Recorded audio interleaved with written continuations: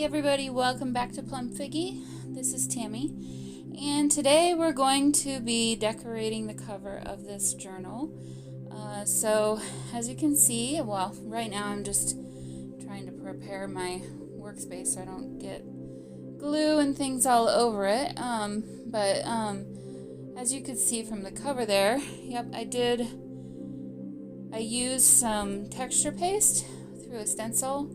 And so did that last night, and now I'm just taking some matte gel and that so that then I'll take my painted fabric from a project or two ago and I'll put that over the cover. And so essentially what I'm going to do is I'm pressing against the cover to hopefully expose the stencil. The issue is I didn't get my texture paste as thick as I probably should have, and so the design isn't super crisp and clear. I'm actually having kind of a difficult time getting it to come out from the fabric, so I can see it's a little easier to see on the camera, but in person it was a little more challenging. But essentially the point of what I'm doing here is I'm trying to get into the nooks and crannies before that matte gel medium dries, which is basically glue, and that way when it does dry, all of those details are gonna stay. So right now, honestly, I'm kind of just guessing as to where all the lines need to be, and I'm sure I missed some of them. But anyway, so that's basically what I'm doing at this point, and it's kind of a tedious step, but it's a very important step for whenever you're doing this sort of a cover. I haven't done tons and tons of these, but they always seem to come out pretty well for me. I don't know that I've really had a fail yet. So if you're nervous about trying this, I would say don't be nervous. Just go ahead and try it, and don't, put all your stakes into it. Well, maybe that's not the best way to say it.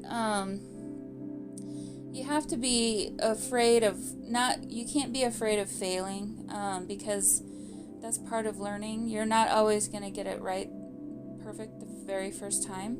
So, it's like we got to practice this stuff, and even cutting the corners there. I've done that a lot of times, but I'll tell you what, the very first 10 or 20 times I did it, it really didn't go well.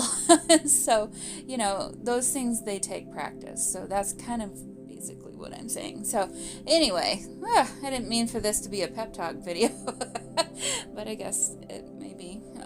So yep, here I'm just adding more of the matte gel medium and tucking in those corners there and folding that up, and I'll do the same thing on the other side. I always like to start on the longer sides and fold those two in first, and then I fold the shorter sides in. I don't know why. I guess that's the way I like to do it. So there we have the front cover, and so I'm going to just set that to the side, and now I'm going to work on the back cover.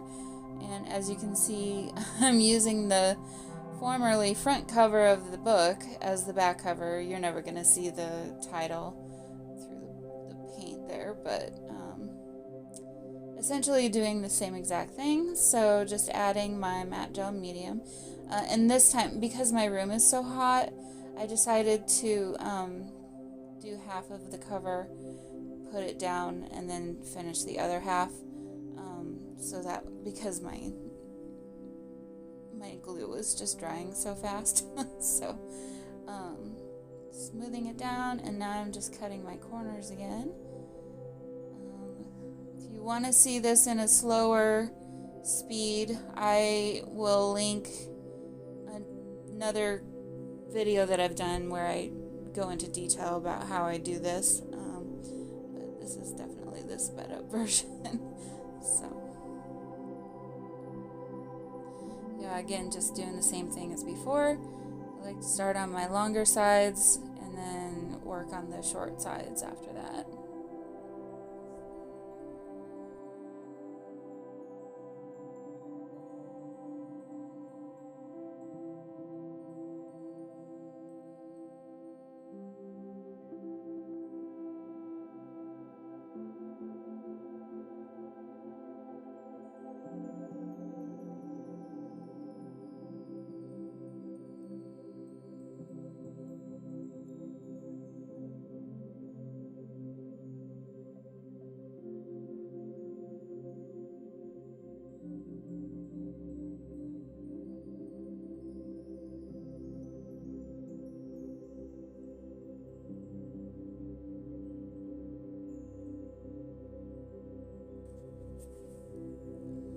Okay, so now for the next step, I pulled out some of this blush pink acrylic paint because I wanted to try and bring out that design just a little bit more. So honestly, I'm not at this point real sure that this is gonna work, but I'm trying what I can do. So I had started with a stenciling brush, and I was finding that that just wasn't really doing what I wanted it to do. So then I just pulled out my little flat brush again, and I did add a little bit of water in with that paint, and wanted to kind of wash it out just a little bit more. Really what I was trying to do was a dry brush technique, and that wasn't really quite working the way I wanted it to work. So here I'm adding more paint, and now I'm kind of getting the effect that I was going for. It doesn't look great at the moment, but miraculously it's gonna kind of happen, and I don't quite know how. But yeah, added way more there than I really wanted to, so baby wipe to the rescue. And then since I had that in my hand, I thought, oh, let me take this. It was a little bit damp with water, and so I just kind of took the damp cloth with bits and pieces, that's not the right way to say it, bits of paint on there as well. And so now I'm kind of getting like, I don't want to say graffiti, but like kind of a really cool effect. And then the rose is standing out more. And so now I'm kind of doing the same thing on the back side. So I'm kind of just dabbing the paint onto the fabric and kind of just wiping it away really with water. And then there you see I just added some water. So I'm just trying to do kind of a weird wash with the pink paint. And so this now is just some white, it happens to be fabric paint, but you could use any kind of white acrylic paint. And added way more water to it than I needed. But essentially I just wanted to water this down so I could do some drips. And there I was practicing drips and made quite the mess. But I knew that the paintbrush that I picked was going to be what I wanted. And so now I'm just adding some splatters. And I started on the back because if I had to redo something, I would rather redo the back first and then the front. And so, yeah, just added some splotches of paint kind of all over the place. And now I'm just going to let that dry and then focus on the spine section. But first I got to clean everything up.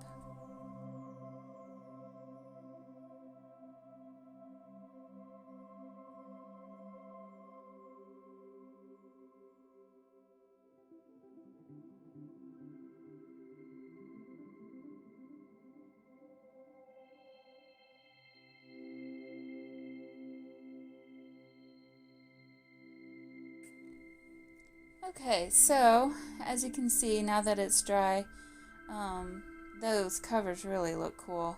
So here is a piece of linen. It actually was a napkin, and it's a really, really pale, soft, pale, like pinky lilac color.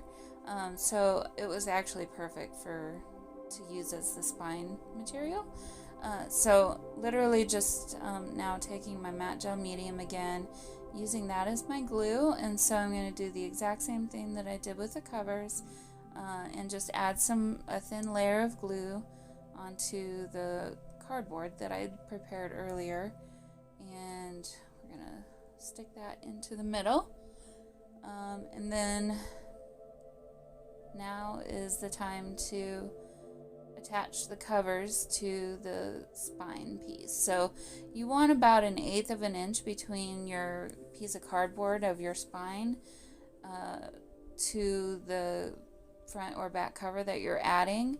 And a good way to know the right amount is after you paste it down, just lift up your cover and make sure that it can move easily. You'll see me do it on the front cover here in just a minute, but just adding some matte gel medium directly to the cover itself, and notice I'm not going crazy with the width of that because I didn't want it to show beyond the fabric.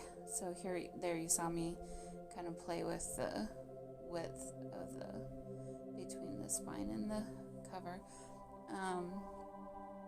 So now at this point, it's just a matter of bringing the fabric up over the edges, and I cut a little slit in where the spine, here you can see I cut a little slit, and that helps it to not get bunched up there where the spine and the covers meet, so that it just has a little bit more free space there.